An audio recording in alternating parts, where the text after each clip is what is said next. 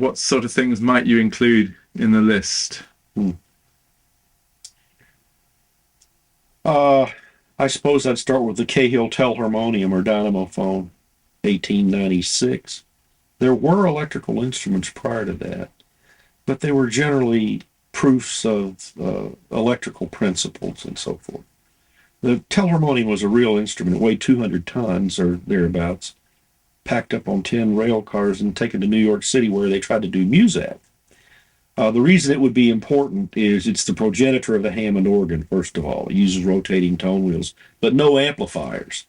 You don't have amplifiers until 1915 when H.D. Arnold and others at Bell Labs improved on Lee DeForest's basic amplifier design.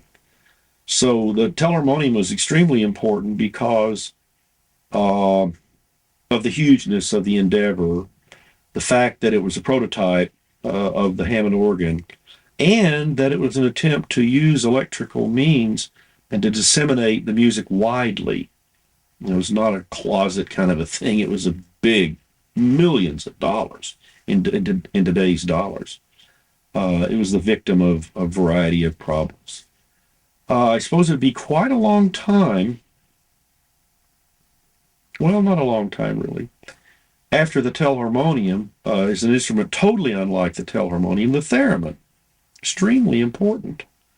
If you've ever played with an old radio and put your hands up near it, it whistles and carries on. It's sensing your body capacitance.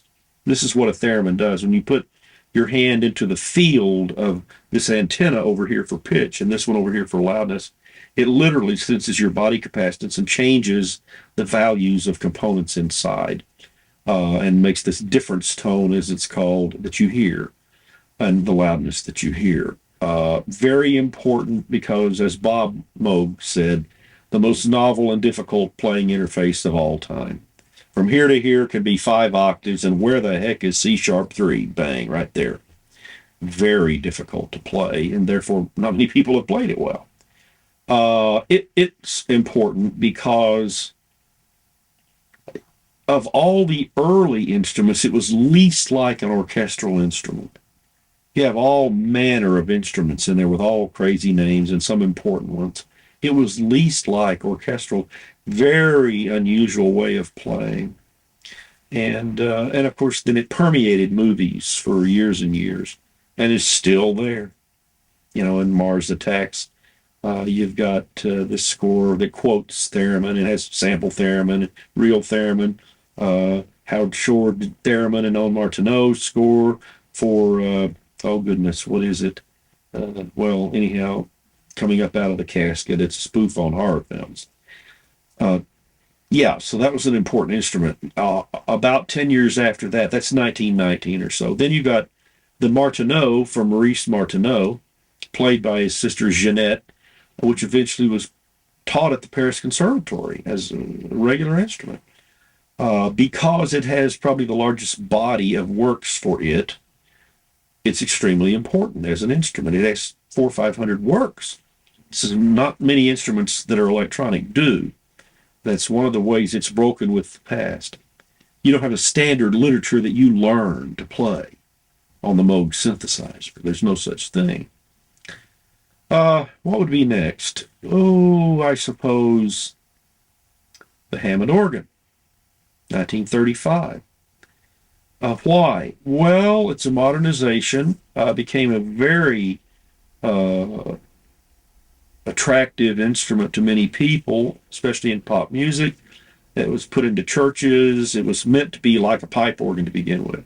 There was even a big Federal Trade Commission suit about the Hammond organ calling it an organ. The pipe organ people didn't want that. Anyhow, that would be right up there, with the important instruments. Possibly the Nova chord from that same era from the Hammond Company, 1939 into the 60s even, being played on albums, film scores, all manner of things. A polyphonic vacuum tube organ, but with synthesizer-like ideas. I'm sort of thinking of instruments now, and then we could just go through synthesizers. So after the Hammond, a lot of fairly indistinguished home organs that, from a historical standpoint, I'm sure they had firsts and things like that. Not something I'm real familiar with, nor much that I care about. More interested in what impacted music in the outside world, not playing in the home kind of thing. Certainly, the Moog synthesizer has to become extremely important. Before it, Hugh LeCane's electronic Sagbot, one of a kind, not an archetype of what Bob Moog did, but a prototype, elements of voltage control. Although I don't think that warrants saying that Hugh LeCane invented the synthesizer or voltage control. Bob Moog didn't invent voltage control. It was something that people did with odd things. He applied it to musical instruments and systematized it and published it, proselytized, so forth, made it work in the marketplace. So the Moog would be extremely important in that context. Then it would be hard to peg exactly. Well, I suppose at Bell Labs, Hal Alice's instrument, which was an additive synthesizer, in fact, if you look at the patent specification, was capable of sampling and might have been one of the very early samplers. It's hard to say exactly who did what. You might throw the Mellotron in there in its era prior to digital sampling as a forerunner of that idea. Certainly, sampling is an extremely important idea, and the Mellotron probably had more impact than a lot of other things. Uh, I really like the Chapman stick in the modern era as being an important instrument. It has not reached its full potential, in my view, for a variety of reasons. For one thing, it requires people who know how to play one instrument to stretch a little bit to play. If you have to start all over, you're more likely to get people than to, take guitar players and bass players and get them to stretch a little bit. Like the intervals in the bass part of the stick are not in fourths as they are on a bass, they're in fifths. So it's like a totally different world.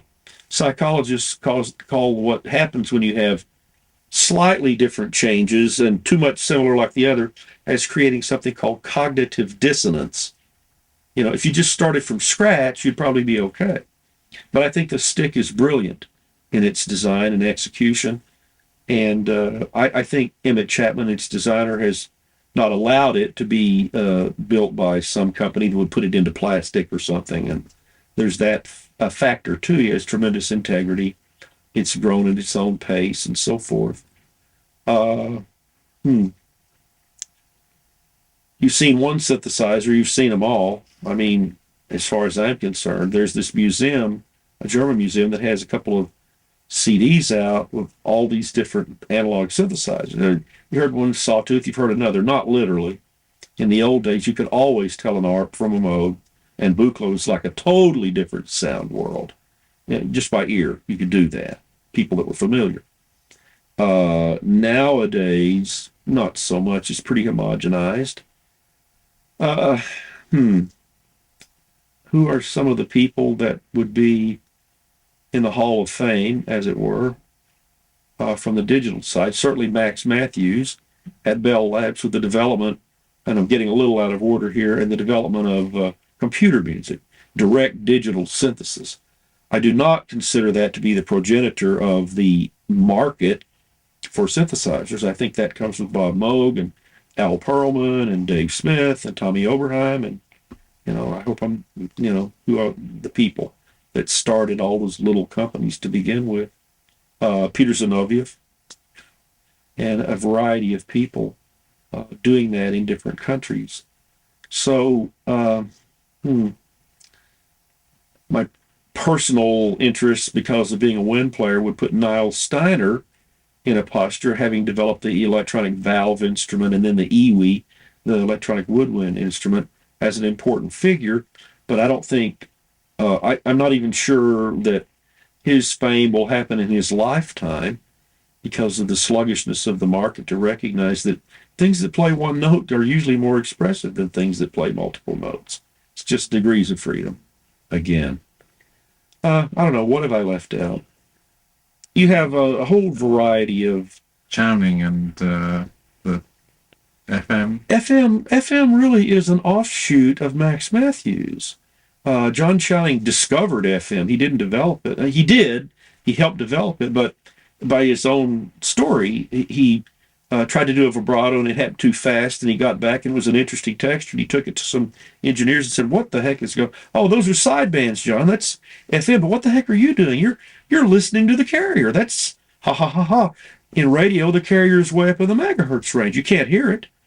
And he had sort of blundered, frankly, into which he sort of says it that way.